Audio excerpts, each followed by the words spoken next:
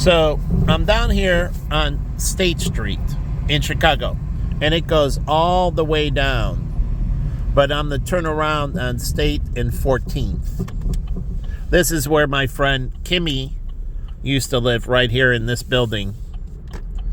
I never saw her apartment, but she used to live there before she moved. And she was a member of an organization, a dining organization in the Aon building, where they have another club in Sears Tower or Willis Tower at the top. But it's a private club, and she used it for networking. And I've been to functions in the private dining room that she took me to, which I like Kimmy. She was a good friend. But anyways, getting back to State, it's a different thing. Here's the Jewel Food that's right here on the corner of Roosevelt and State. But when you cross over going south on Roosevelt, it becomes residential.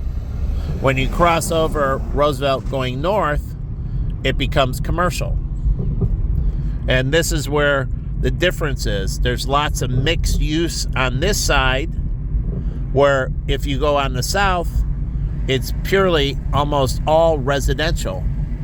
So this has a more diversified tax base, both commercial and residential, but not all good.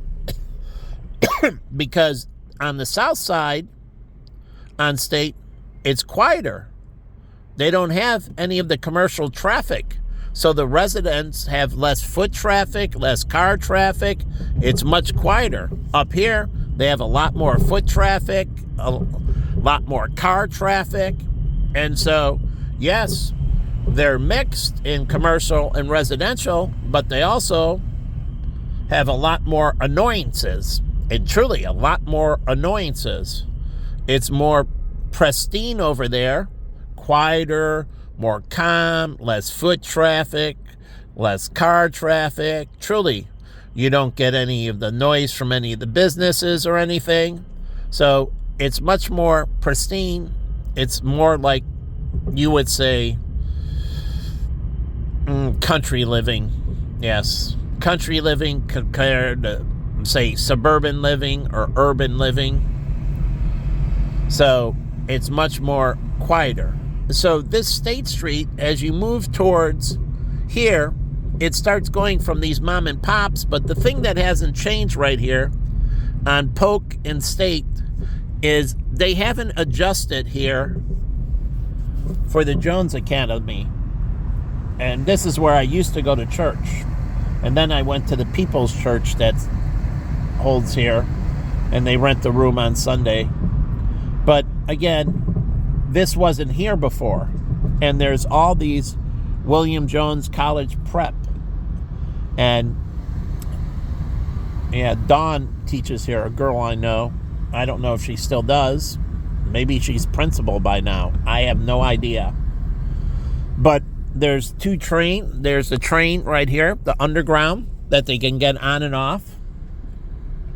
But so you get this, and these businesses haven't adjusted for the high school kids.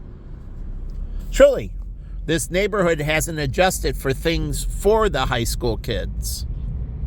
Now, you have college kids right here. There's dormitories here, and it's for several different schools. I think Roosevelt, Columbia, DePaul, and National Louis, and it's a university center. So Columbia, DePaul, National Louis have dormitories.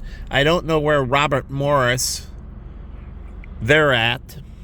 And then you have the Michael Reese, like I said, that property. So if the Bears don't move there, there's lots. And if the stadium comes down, maybe these colleges, Roosevelt, Robert Morris, there's several that they can move over several universities into that land. So not necessarily do they need a football stadium, and that would be a beautiful, go up to Northwestern. It's a beautiful and done right with trees and shrubs and everything, you can minimize the cold winds during the winter. Truly. With the right type of vegetation and the right building designs and that. So it could be beautiful. You get the Harold Washington Library, but on this side, you get a lot of colleges. So you get dormitory living, and then you get colleges. You get UIC's Law School, John Marshall. And now I know Thurgood Marshall. And is it John Marshall? Or maybe it's Thurgood. I don't know. Anyways, this is UIC's Law School. And then you get DePaul right here. And its graduate school. So you go from the high school to the dormitories by the high school. So you got college dormitories for undergraduates and then high school kids.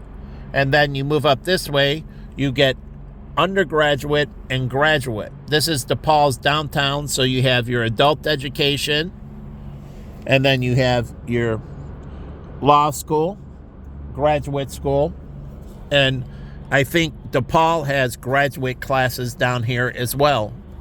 So I think it's adult education and graduate, maybe some undergraduate. I'm not quite sure the diversification of their downtown, but most downtown campuses are focused like the Gleacher Center, University of Chicago, or Loyola's downtown, or Northwestern. They're mostly focused on graduate schools.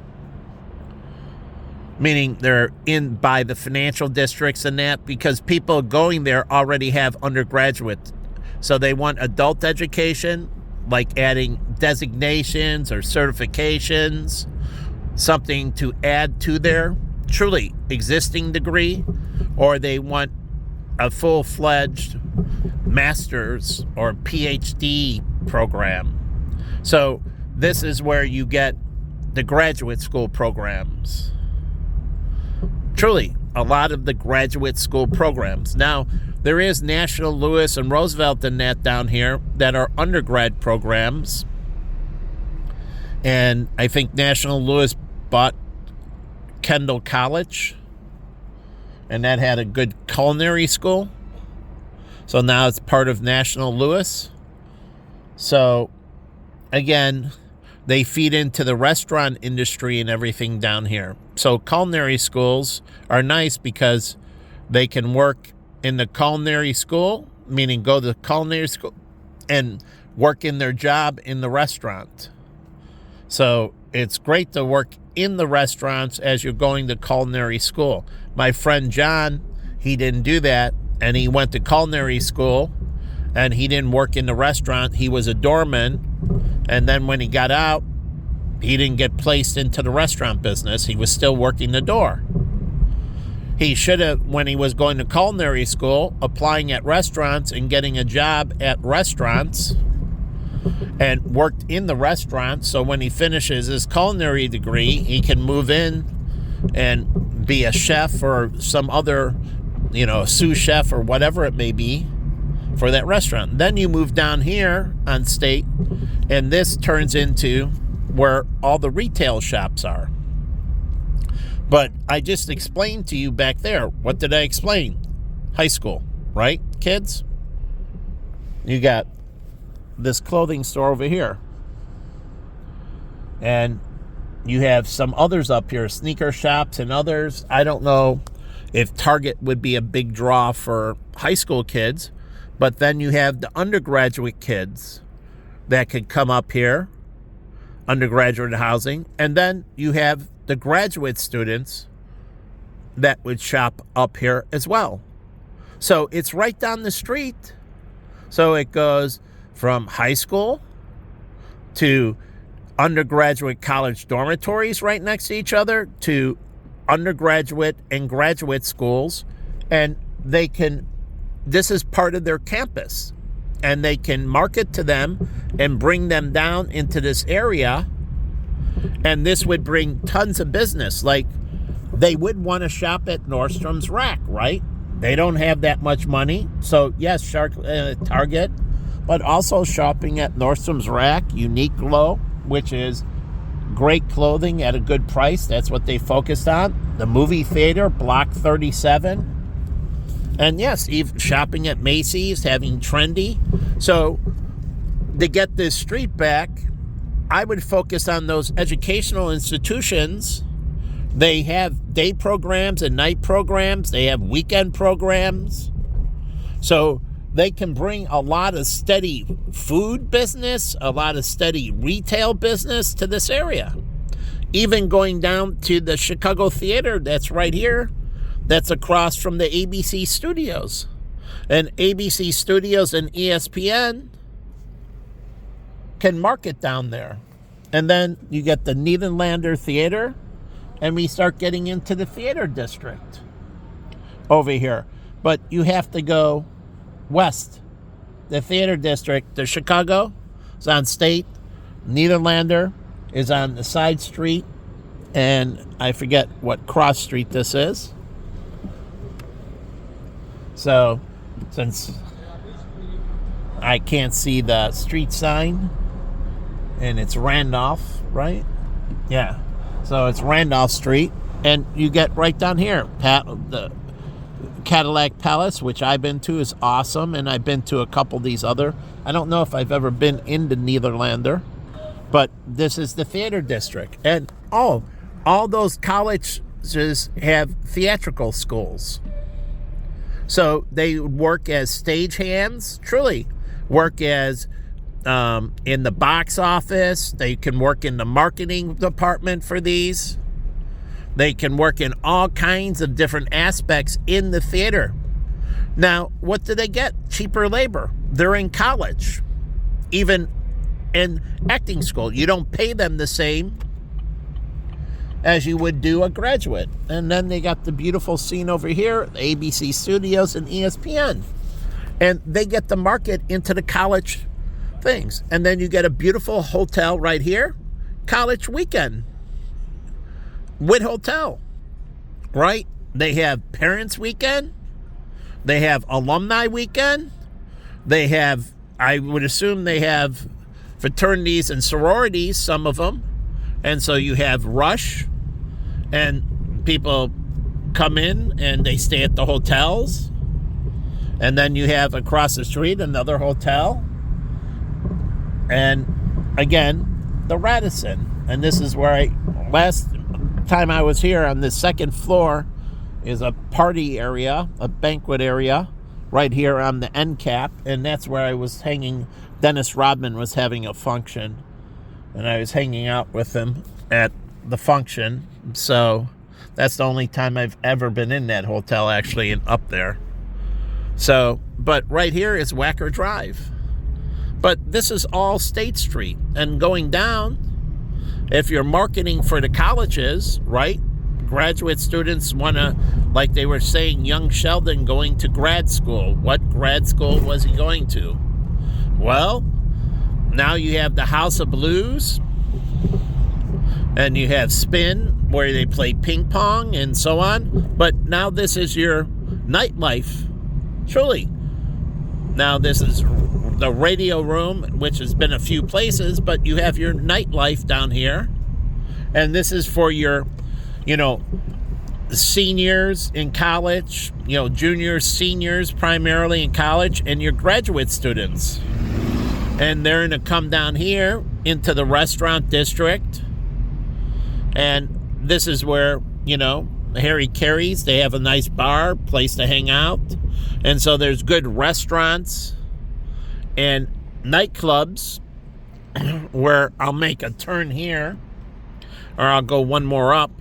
But again, if you're doing a recruiting video, and I was just watching Young Sheldon tonight, and it was all about the different schools going after him to get him to come to the schools. So MIT, Caltech, and yes, he went to undergrad at Eastern Texas Tech, and Eastern Texas Tech was near his house, and it had two scientists that he met when he was in high school. He met when he was in high school, and he was dealing with the professors at the college level. But how many professors get out and go to the high schools and actively recruit on behalf of the schools. They're supposed to, and they get the students, they introduce themselves and their background and why you would want to come to the school and how taking courses with them and how the department is, and they're talking about the department and so on, that young Sheldon was at physics and so on. But the recruiting, so you see the restaurants and you got places, and I'm going to go around, and this is Kenzie, and then I'm going to go up the next street, this a little bit north, 1 block north, city block, but this is more like a half a city block. So city blocks are shorter, it's a rectangle, so one side, the city blocks are shorter, and then the vertical is longer. So Hubbard. So usually it's not a box. Usually one side's longer than the other. It's more rectangle. But this is Hubbard, where you get big entertainment in that. And this is where you're getting the seniors, and truly, because most of the time you're turning 21 by senior year, late junior year, senior year, and you're going to start hanging down here. But a lot more as you're in grad school, because you got more money. And so you got Bump City, you got all these places. And so this is part of their recruiting video to get the talent to come to the schools. And so Howling at the Moon, dual piano bar. Grad school students love that. And so do professors. I don't know where the professors live that teach at the undergraduate and graduate schools down here, how far away they are, how close they commute. One nice thing is that all at the University of Arizona, that the professors live right around campus. But I don't know here where the professors, how far they commute from campus. But you have a dueling piano bar. This is O'Callaghan's, and I almost worked here, the lady who was running this place. But anyways, for some reason, the position, but it's an Irish bar, nice Irish bar. And you got Mother Hubbard's, have been here for a while, and I don't know, I've never been in it. My friend Jimmy used to run it, and you got the Courtyard. But what are they going to do with the rest of this street, like this corner and up there? Because I'm going to go back and recap again. But again, this Jenner and Block, and all these places need great talent. And the more you can capture better talent, the more prominent you will be. And Chicago's like any city, and if it can't capture and keep the talent, then it's screwed. Because the city is made by its talent. And the more talented the city is, the greater the city is. That's why New York, they capture a lot of Ivy League. You got Columbia University in New York, which is Ivy League. And so you get the prominent things, and they got several prominent institutions in the city in New York. NYU University is a prominent university.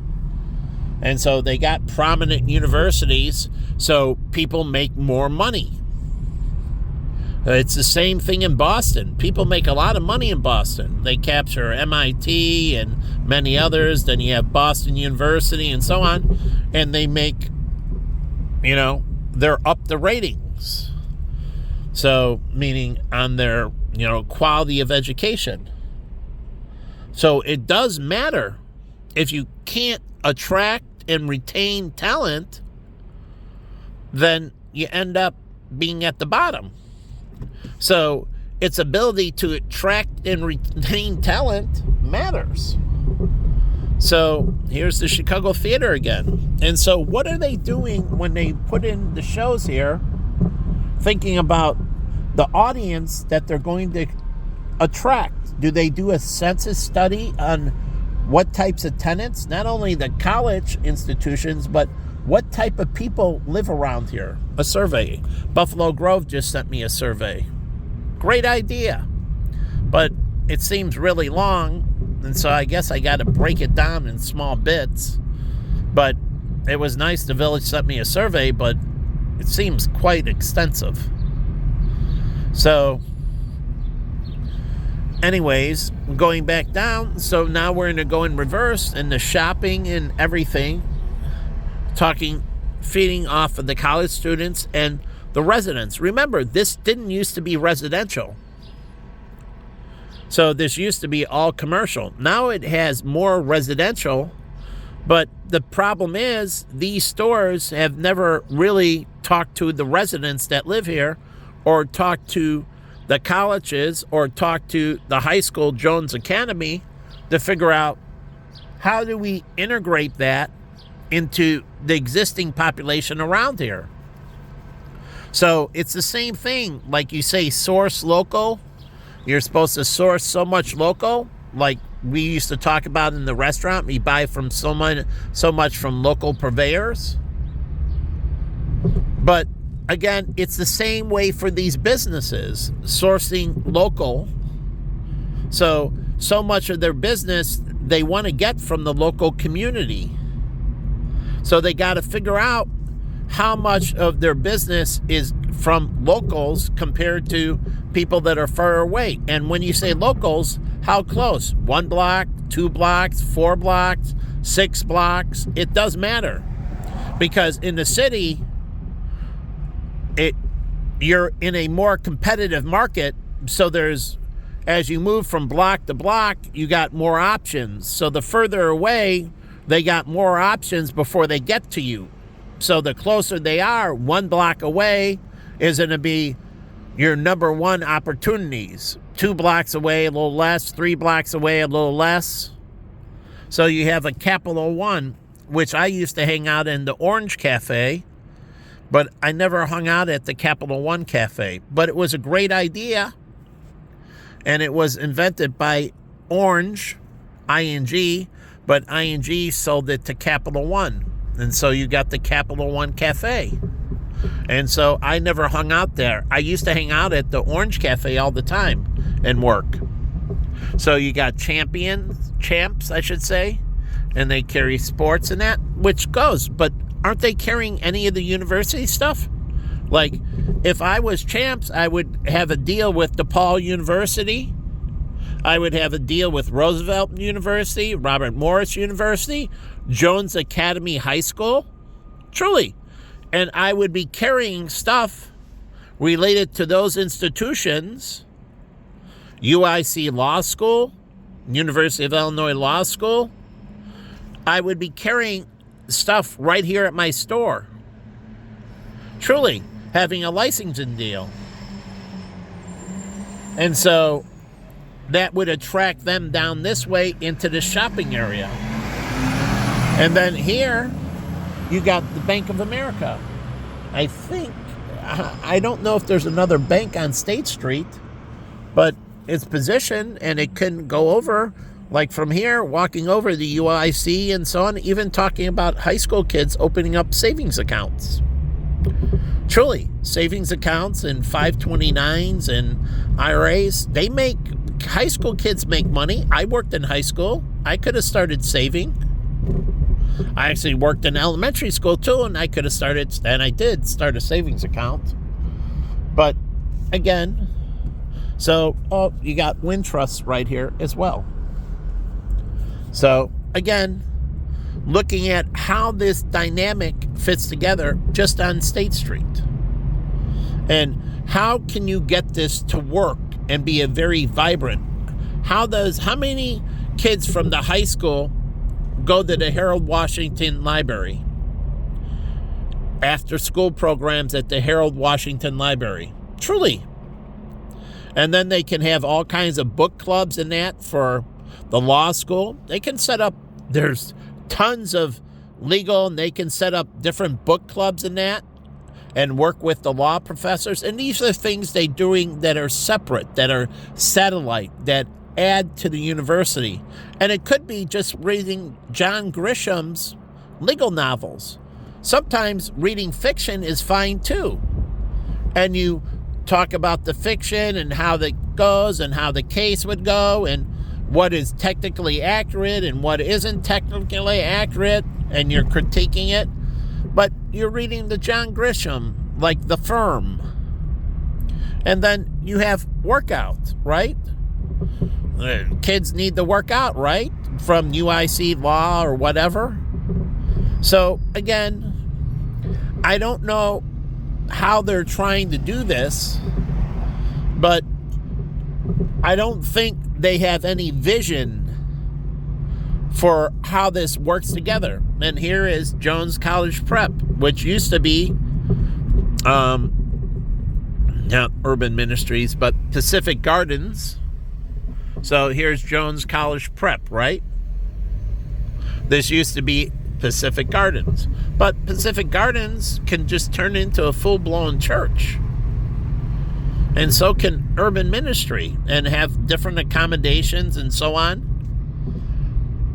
So once they're out of the shelter business, they can move into the other aspects of advancing people's lives. So they turn over that and they turn it into educational rooms, religious study for small groups, and, different religious classes, and, classes for married couple, classes for parenting, classes for dating, and so on, and all by the book, right? By the Bible.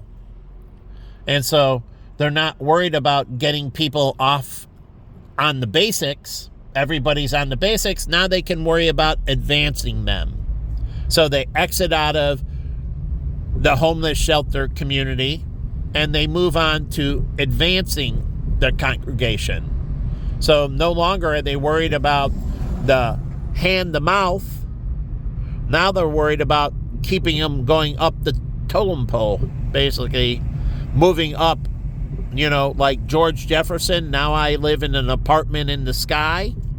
But they want them, as they build wealth, to become incredibly good stewards, incredibly moral, so they can mentor those under them, their children, their grandchildren, and so on, and teach them good stewardship so they have it today and the congregation doesn't fall into the dumps tomorrow.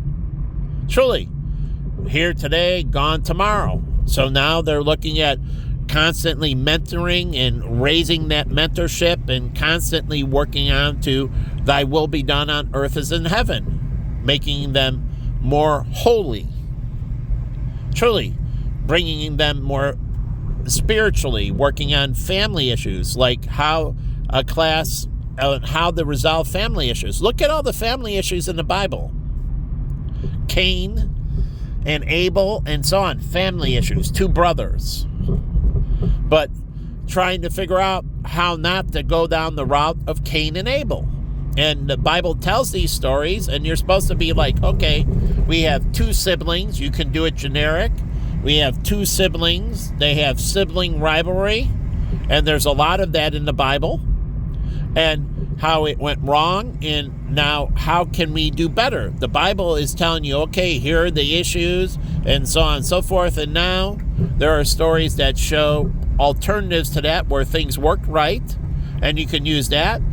Or you can just go into that story and figure out where it went wrong and how you can change it into something good. And so turning lemons into lemonade and teaching the congregation how to deal with problems between brothers or problems between siblings. Make it generic.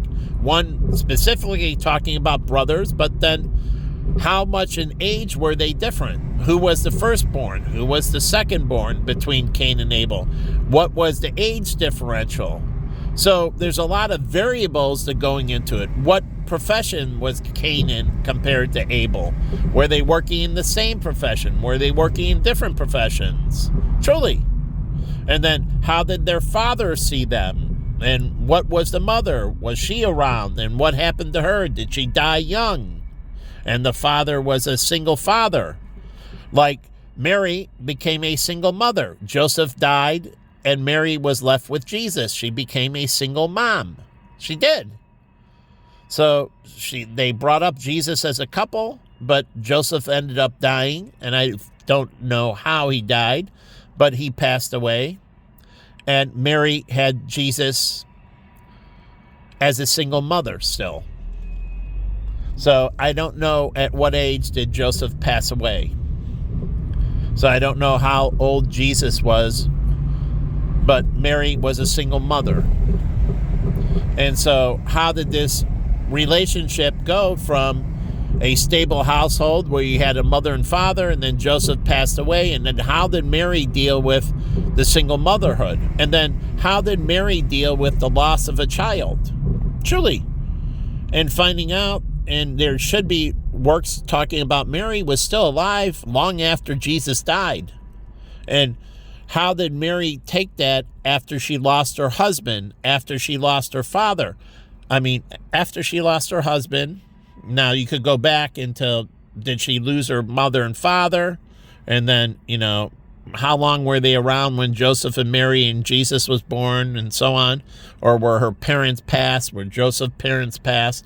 But the whole point is, let's get back into Jesus dying. She lost her husband. She lost her only son. How was Mary dealing with that loss in her life, being a single woman? And how those issues, and how did she handle those challenges? And back then, remember, women couldn't own wealth. So how did Mary provide for herself, where her patriarch, with Jesus still alive, that meant Mary was cared for? So did Mary move in with one of the other disciples?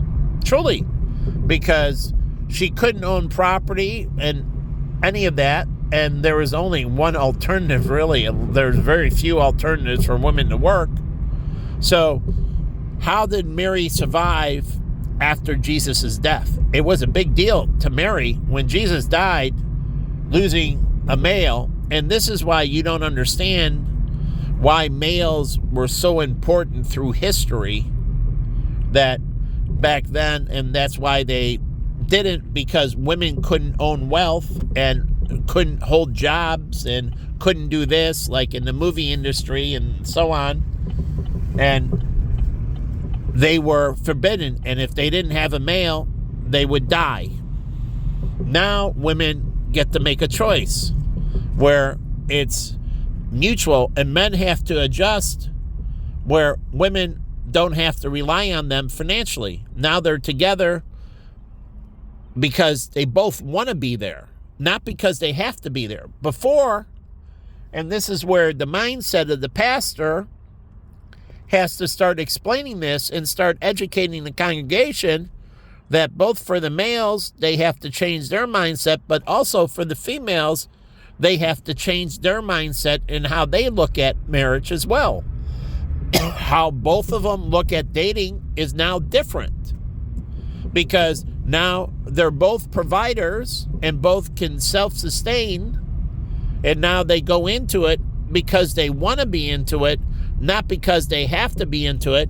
And this is where you don't worry about murder or suicide. And when you get married to somebody, if there's big differences in financial, then you have to put in certain safeguards. But if you're moving in and financials are close to each other, more a marriage of equals, then when you leave the marriage, you can just take what you brought into the marriage, right? You divide the assets, whatever you put in, you mutually divide. But when it doesn't, you have to account, as we did in financial planning, for sweat equity. So this is what they don't do in divorce courts. Did the mother take care of one kid? Did the mother take care of two kids? Did the mother have cleaning crews for the house, or did the mother take care of the house? What did the mother do? And we put this, and we truly do. Obviously, we say sex. Well, in a divorce situation, how valuable was that to you? Because we're talking about loss.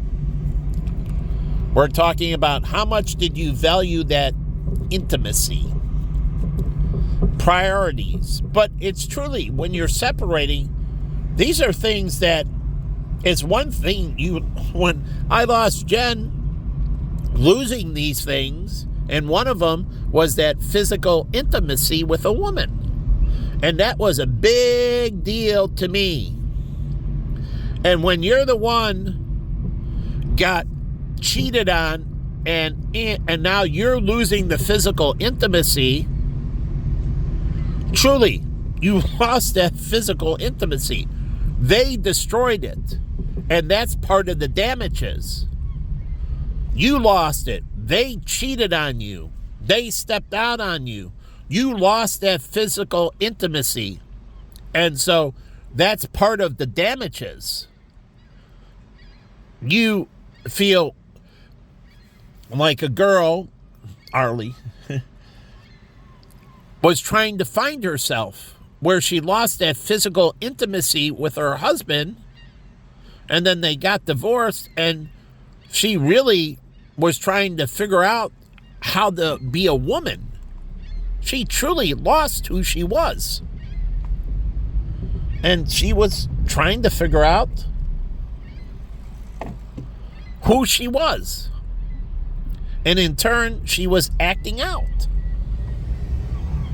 And she was. And I explained this to Jimmy, David, and Michael, that she was having an identity crisis. She didn't know it, but part of a judge has to order psychological counseling. It's not only in the divorce, part of after the divorce is over with, that person still, you don't want the deterioration and you want to stabilize them, and part of it is they have to go to counseling. She needed counseling. She just got destroyed, finding out her husband doesn't desire her, and maybe never desired her, because he didn't want to lose face. And she was having, and I think she's a beautiful girl. I would have dated her. I liked her. And he never desired her, maybe. And she's dealing with this. It's going through her mind, thinking about, did he change his desires, or did he never desire me in the first place, and he got into this to look good in the community, but it had nothing to do with wanting to be with me. He was the wolf in sheep's clothing, and he never truly desired me because he stepped out with another man. And so, in turn, did he always feel this way?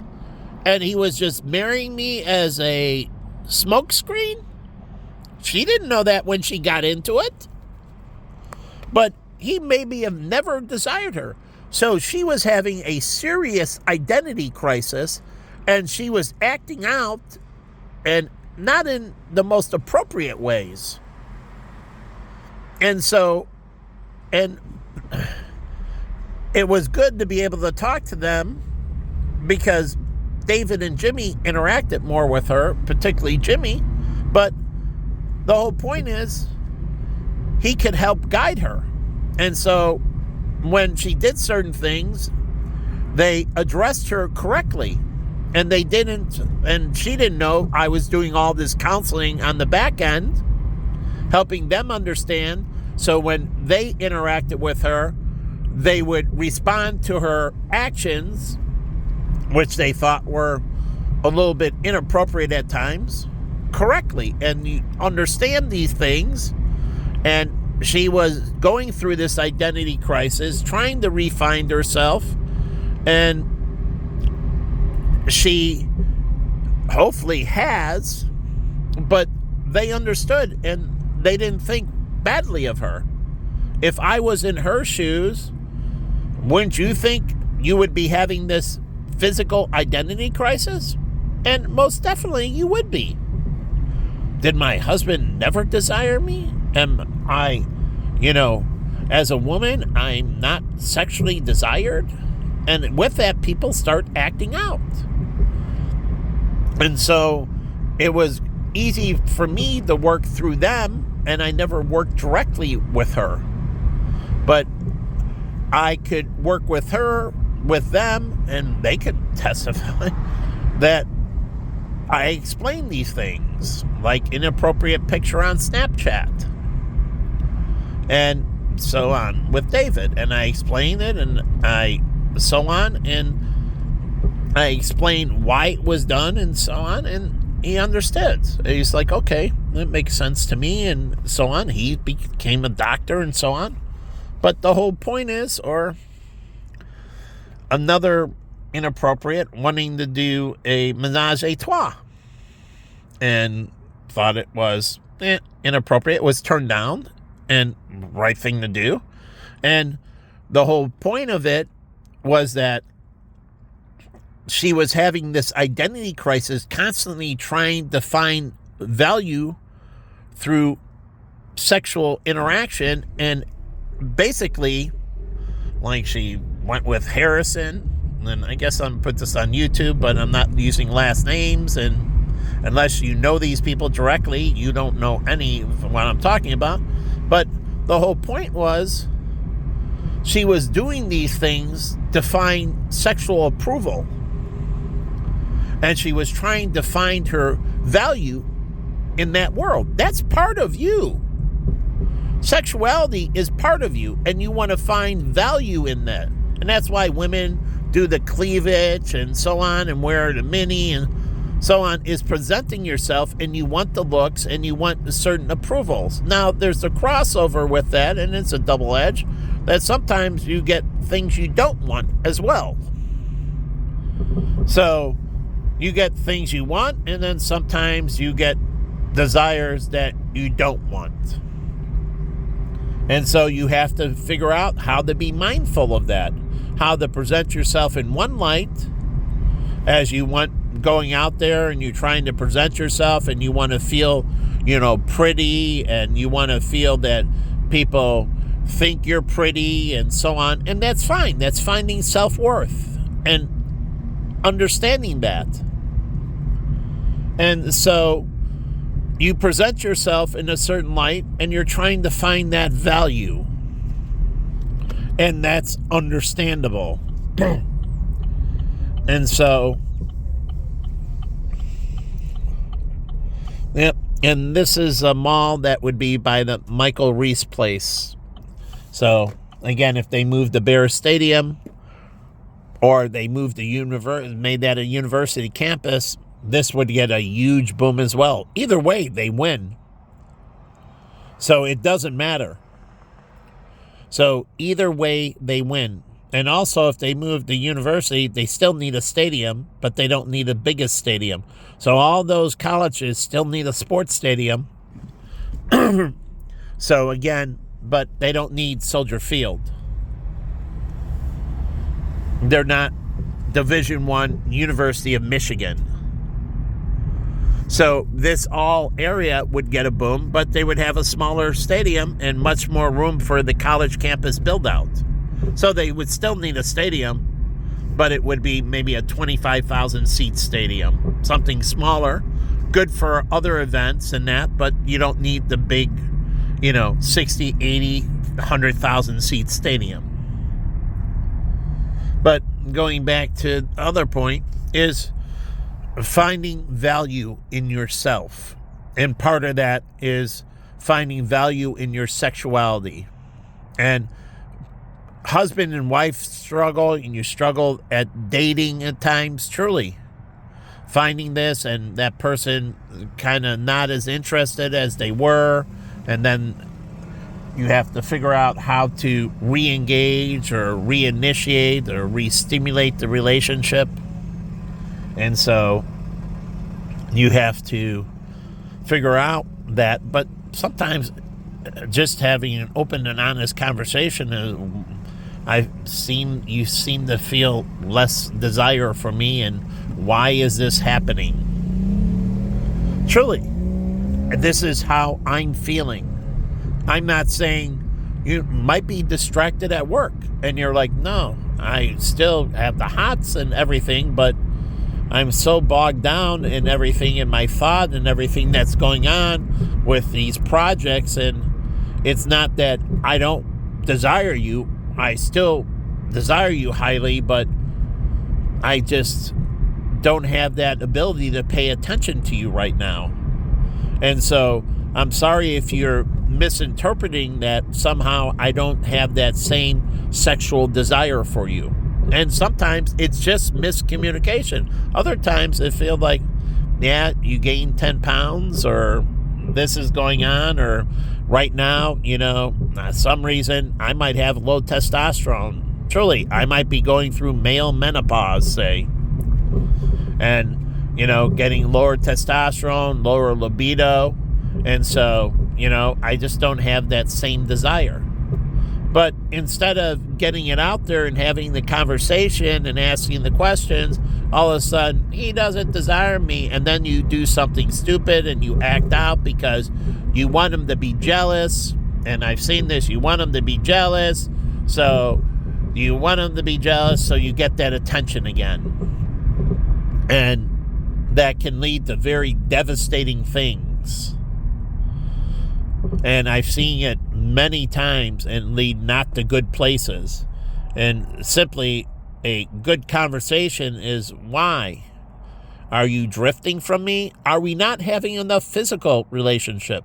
Truly. Like, I would like to have sex 5 days a week, maybe twice a day, morning and evening, say.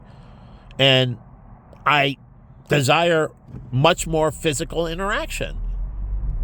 And can you provide that? And making out, how about holding hands? Say you can't, just after pregnancy. You know what's great? Cuddling. And you can do other forms of sexual interaction and not physical intercourse. But you got to understand that you still, even with the pregnancy in that, there's still needs. And so you have to figure out how you're going to go through these periods where you're not quite in the way physically, say, able to fill these needs. And how can you otherwise replace that with different types of actions, like making out? Maybe you make out more. Truly. Or maybe you hold hands, or maybe you go for more walks, really warm walks, holding hands, going for a nice walk, cuddling, taking a shower together, or maybe you just take a bath together. Truly, take a bath together. Or like in Hannibal, she's in the tub and he's, washing her hair. But truly, these are things that substitute for that type of intimacy. There's other substitutes. They don't totally replace it, but they are bridges for a period of time to get you through the hard spots, the time where you can't provide the certain amount because there might be a medical situation or whatever. And so maybe you have erectile dysfunction, but you still need to get through those things, and do you bring a vibrator in for the female? Truly. How do you get through this? Or do you do more oral sex? Or more, breast or whatever it may be. But the whole point is figuring out how to get through the sticking point. So, yeah, okay, you can't, but there are other ways to substitute. And so you figure out how to bridge the gap through these periods to solve the problem, to save the relationship. So again, you need to do these things. Here's McCormick Center, and they can have all kinds of activities related to universities. They can have a convention for sororities and fraternities here. Sororities and fraternities. Here's the Hyatt Regency. There's several hotels. Fraternities and sororities. A national or international convention for fraternities and sororities. Or they can have an international convention of college presidents. College presidents is one. Or maybe a national convention of college engineering departments, or their physics department, or their psychology department, or their educational department. Truly. And you get the different schools and you set it up and say, we're going to have this convention, we're going to have keynote speakers who are going to talk about, education and, in elementary schools or high schools, or, how they become a college professor and so on. And so the education, the people that work, the teachers and administrators and that would come to the convention because it talks about the things related to an educational department. Like the University of Arizona has a big educational department, and the people go there to get into academia, to be teachers, whether at the elementary school, high school, preschool, or college level. And so these are conventions, like the Convention of Law School Professors. But if you want, maybe the Convention of Corporate Law instead of criminal law, or a convention of environmental law school professors, not lawyers, but law school professors from the different law schools. And it can be just within the state. And you're having a convention, a small convention for the environmental law school teachers and administrators and department heads for this department, environmental law, within the law college, right? It's a department within the law college. It's a specialty within the law college. And so you have the convention for this segment. And they can talk about, how dams or windmills or solar effects and what are the legal ramifications related to the, how to set up the environmental correctly, because you got to set up all the legalese with the environmental and what testing you need to do to prevent being sued, and how they have to set up the maintenance schedules. Lawyers set up all this stuff. And so they work with the people that work in that field to set up the protocols of how things need to be done and so on. And this is all part of the legal field. And so you say we need more. I think we need to shrink the criminal field, and we need many more lawyers in many other fields outside of criminal, and I want to shrink the criminal field. But again, there's a lot of conventions, and you got Chinatown. And so you can, down here, how about the cultural departments?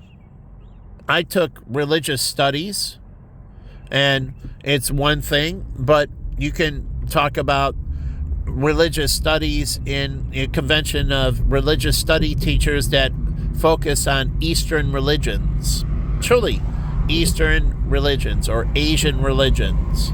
And you can have a convention from the religious study departments, so that means University of Arizona would be there. The University of Chicago would be there. So would Wheaton College, which is a religious college. But you'll have non-religious colleges and religious colleges because they have religious schools within the college. Like Yale would show up, and Princeton and Brown, all the Ivy Leagues. Talking about, Eastern religions. And it's a convention for the educators that educate in Eastern religions and, what's going on with them and so on. But here is Chinatown, right? And so this is Eastern Asia. And so they have Korea here, they have Vietnam here with pho, and so on. And so you have this, and right on the other side, Chinese eat a lot of seafood. And so you have, on the other side here, you have Lawrence Fish Market, which could be a supplier in the Chinatown. Not working against them, but it's a commercial fish market as well. Their retail should be very little compared to the commercial side, and they should be supplying seafood into Chinatown. they would make more money supplying Chinatown with seafood than selling seafood themselves. So they can be a vendor right into Chinatown for different types of seafood. We lost the Chicago Fish House, which was a big seafood provider in this area. So they can provide in seafood into all these Asian restaurants. Much better for them than what they're doing right now. Truly. Much better for them and than what they're doing right now. So I'm going to go up here on Lawrence Fish Market. And this guy that owns it goes to Davis Church. He lives in Oak Brook, I think, or Oak Park, or somewhere up there. And my former partner was Japanese. This is a white guy. But again,